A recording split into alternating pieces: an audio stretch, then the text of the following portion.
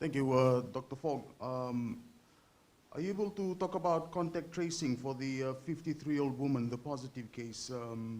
How wide is the ministry and the contact tracing team casting that net for that woman? Because the Prime Minister talked about everyone in that van that traveled from Nandi to Lautoka for that funeral. Is the contact tracing limited to the containment area? Or is that also targeted for areas like Suva here?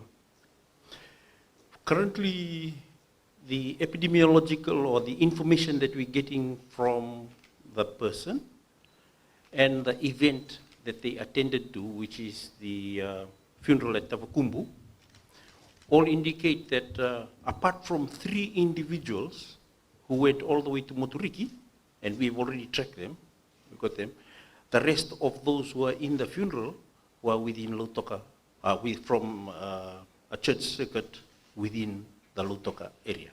And they all reside within the Lautoka area. The team in the west have shown us a boundary that they have maintained, and they will be going through that group as part of their screening program. We will have to set up a number of mobile and fixed screening clinics throughout Lautoka and Nandi in order to be able to pick up any other random cases apart from the place that we have secured as being the area of most interest. There is also the other areas of interest. We have actually been able to quarantine people in that area of interest. The other one was in Kerembula where she stayed. We were able to get all those around her place and put them into the Novotel Hilton so that we can quarantine them there. As I said, so our biggest area of interest right now is in Tavakumbu, where they had that funeral. And then we have set up a number of screening spots, both fixed and mobile, that we will then keep searching for cases within the containment zone. Any further public health response will be dependent on whether or not we pick some more cases in the course of our screening program.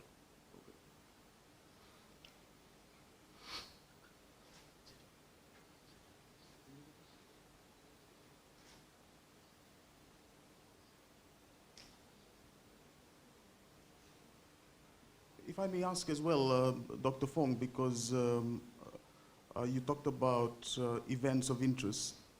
Over the weekend, there were a lot of sporting events. Naitasiri played Nandi, some soccer matches.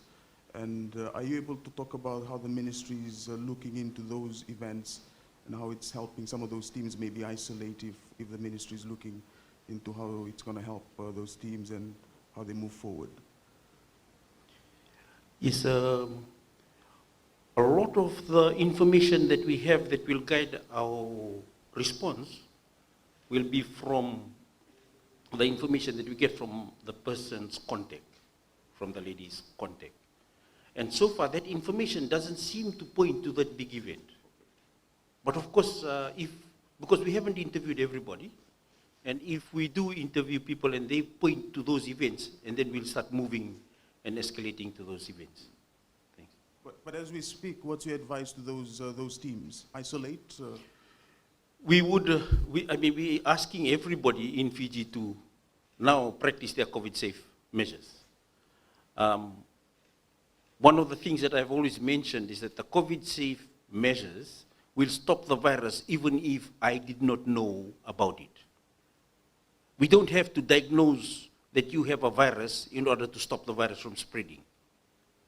And it would be far better for everybody if we could stop the virus without having to diagnose it in you.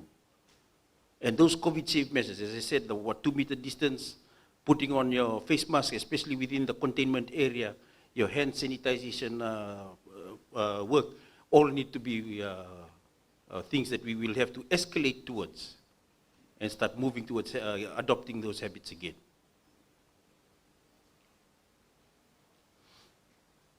So just a quick question, Corey from FBC. What sort of investigation is the ministry doing in terms of the breach that the Prime Minister had announced? And also, if possible, would you be able to just talk about quickly how, a lot of, like Semi has mentioned, a lot of people for the game as well. A lot of people from Suva went down to the game in Nandi and Naita City for the Fair Brother, and people were coming back to Suva now as well. And are we looking at the possibility of looking at those people who were in Suva at this point in time as well? What we have done so far, there's been quite a few inquiries about that. I'm putting together, one of the areas, as I said, the area of interest or the area of concern at the moment is the funeral area.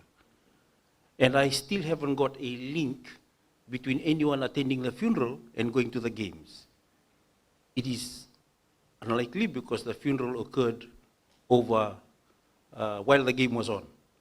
It was on a Friday and a Saturday, and we haven't seen any overlap. Having said that, we cannot rule it out.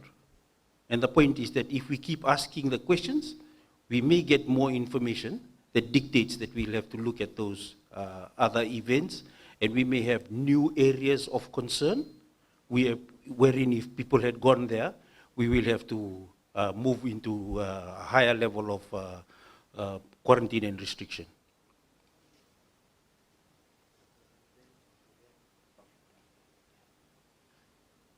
Minister Live Movana for Radio New Zealand and ABC. With regards to your future protocol, given that there was a breach in this one, what plans do you have in place for all day staff in all of your quarantine facilities in the West?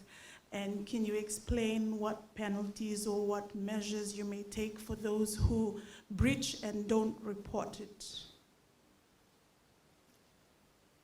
Thank you. That's been thoroughly investigated by our team on the ground.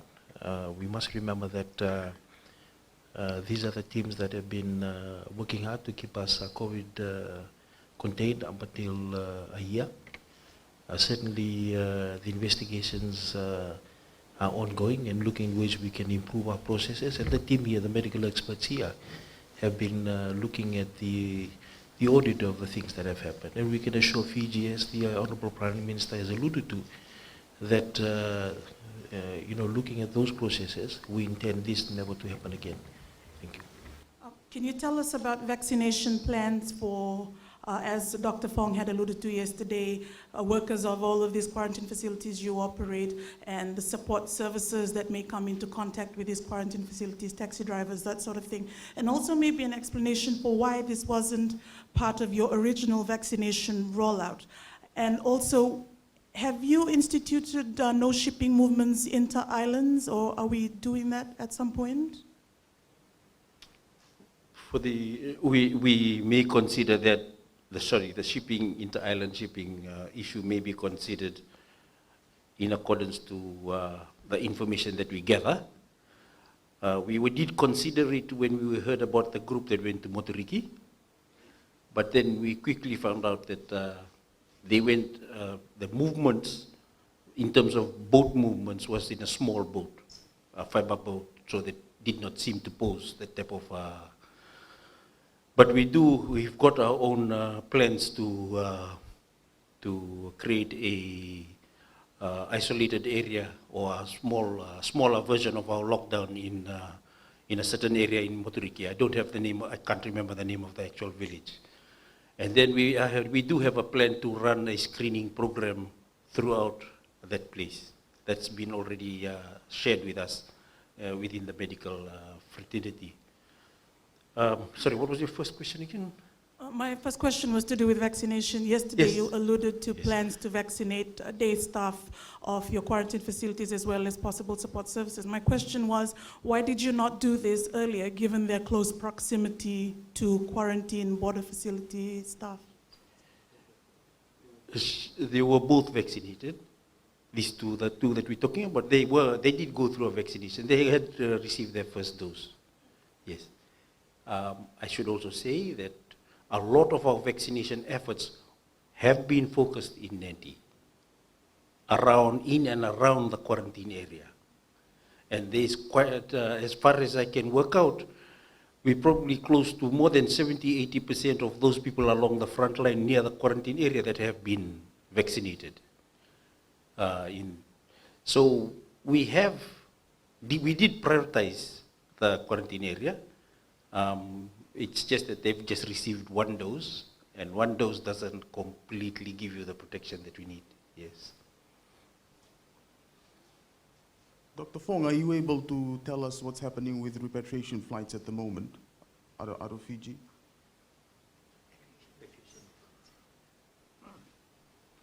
The plans to move out of Fiji? Oh, sorry. In terms of repatriation plans into Fiji, yes, we will. We have actually not allowed direct travel from somewhat what we call the red zones. We mentioned South Africa, Brazil. We've had Papua New Guinea on the list, certain areas in the Middle East, certain areas on the African continent that we've already listed. We did consider India. India has a little bit of a specific issue because a lot of our people go to India for treatment. They get discharged from hospital, and their only option is to get back home. So we've had some degree of, we've had to be a little bit more reticent about stopping them from coming. However, we will be more stringent in making sure that those returning will come through the office of our High Commission, so that they go through a certain protocol to ensure that they test repeatedly negative before they come to Fiji. And repatriation flights are continuing at the moment given the current situation in the containment area, or what's happening there? Our repatriation flights will continue. We'll continue into the quarantine facilities. The reason we do that is because the people go into quarantine. They are not exposed to anybody so we will continue with our repatriation flights. Despite what has happened, we still feel that our quarantine measures do work. We feel that what has happened is an exceptional one-off event that will be adequately and completely and very firmly investigated and dealt with. However, I mean, the main priority at the moment is to deal with the consequences of that breach and get that under control. So with regards to public events, especially the highly popular ones that are now cancelled, do you mean cancelled as is never happening, not happening at all, or is there some question of postponement? Can you tell us about conversations you're having with organizers of these events? I'm particularly interested in the Coca-Cola Games, the USP graduation, and the Fair Brother series of matches. Thank you. I think for now, the agreement, the consensus is that we cancel it now. We work out over the next 14 days what amount of information we get. Basically, everything depends on how many more new cases can we pick up in our escalated community surveillance program. So we are escalating our community surveillance program, especially within the contained area. There is community surveillance that will be happening in the Central Division. There is a number of mobile clinics that we will be setting up in the Central Division, in the Northern Division, throughout Fiji. We will be escalating our screening system, much like when we had the acute episode with 18 cases. And if we don't find any more new cases over the next 2 weeks to 1 month, then we will be a bit more relaxed and say, okay, we're back again to where we were before. So would you have an update on the results of the 267 second generation context for index for case 73? I don't have any active numbers at the moment. Unfortunately, while we were doing that program, the last case, we got to notice this last case at about 10 o'clock last night. And many of us focused our energy on that and sorting up the various programs around that are required to respond to this last threat. But definitely they have been swabbed. I know that for a fact. I just have to go back and find out from the lab the swab results. and then we'll probably be able to give you a better update tomorrow. So we understand that the first dose of the vaccine does not take full effect until the person receives the second dose. Is there a chance that we could now move? I mean, does the ministry have plans to move forward the second dose injection schedule for frontline workers, perhaps?